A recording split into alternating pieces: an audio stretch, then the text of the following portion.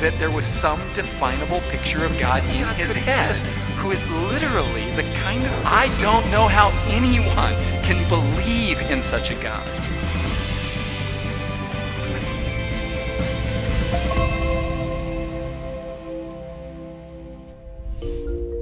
Not too long ago, I had a super interesting encounter on a flight out of Denver. As I took my seat and began reading whatever book I happened to have with me, it became obvious that the guy sitting next to me was looking over my shoulder and catching a few glances of whatever it was. He must have saw the word God or some religious terminology, because rather casually, the guy leaned over and he says, "Looks like an interesting book." But then after a short pause, just bluntly out of nowhere, the guy says, "But I'm an atheist." Well, evidently he was an outgoing guy and looking for some conversation. So I said, "Actually, I'm an atheist too." Clearly he was a little surprised, no doubt because of the book I was reading. He was like, "Seriously, you're an atheist?" "Yeah, absolutely," I told him. Then I threw him an unexpected curveball. I said, "Describe for me the God you don't believe in." He was jolted, to say the least, by the question. But I knew that there was some definable picture of God in his head that gave rise to his atheism. But he went silent, so I figured, conversation over. But then after thinking for a moment or two, the guy opens the conversation again, and he says, "You know what I mean, a super powerful, supreme being presiding somewhere in the sky that rules over us with absolute control." He paused again, and then he just plowed forward, man. He just let it all out. You know, before we're born, this God decides who gets to go to heaven, who's gonna burn in hell forever. Of course, we have no say in the matter because he's Mr. Almighty God. It's his universe. So how dare anybody question him? He can do whatever he jolly well pleases. Well, he was on a roll now, doing a great job of defining his atheism and mine too. "It's all utter nonsense," he went on. "And we're supposed to love this tyrant? I don't even like him, and I'm pretty sure that liking someone has got to come before loving them. It's more like a monster than a God." I was right with this guy, I have to tell you. Just right with him. "Yeah, I totally agree," I said. It's a pretty diabolical picture, huh?" "Yeah," he said, "I don't know how anyone can believe in such a God." "Me neither," I agreed. "I certainly don't. I don't believe in the existence of any such God as you've just described.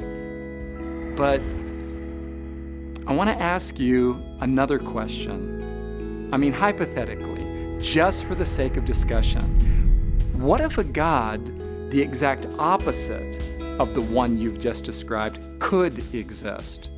Would you want him to?" He was jolted again, just thinking about the idea. "What do you mean?" he says. "Like what?" So I offered a totally different picture. Well, what if a God could exist who is nothing but total goodness, perfectly just, perfectly merciful to everyone all the time? A God who always does the right thing toward every person. A God who would literally give everybody total freedom to decide their own destiny and never in a million years torture anybody who didn't agree with him. Now, what if a God could exist who is literally the kind of person who would rather die than commit an injustice against any person? I mean, if a God like that could exist, would you want him to? Now, I could see that this was totally new territory for him. But after thinking for just a few seconds, he said what any rational person would have to say. "Well, sure," he said. "I'd be a fool not to, right?" "Yeah, right." I agreed with him. Then he said, but no way, man. We can't just manufacture whatever God we want." And I agreed with him again. "No, we can't manufacture whatever God we want." But he was listening, so I elaborated. "Listen, man, I totally resonate with your atheism. because I find many of the popular views of God as repulsive as you do. But I believe that the one and only true God is beautiful in the extreme. And you've said that you would want that kind of God to exist if he could.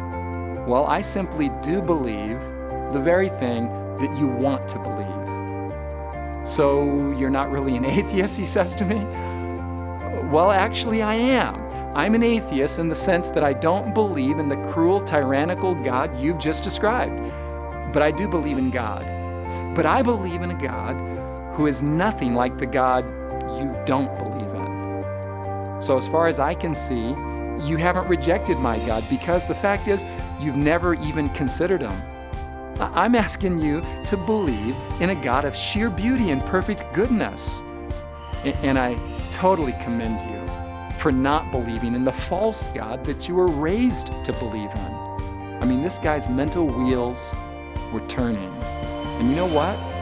I found that many people who don't believe in God don't believe in a particular picture of God.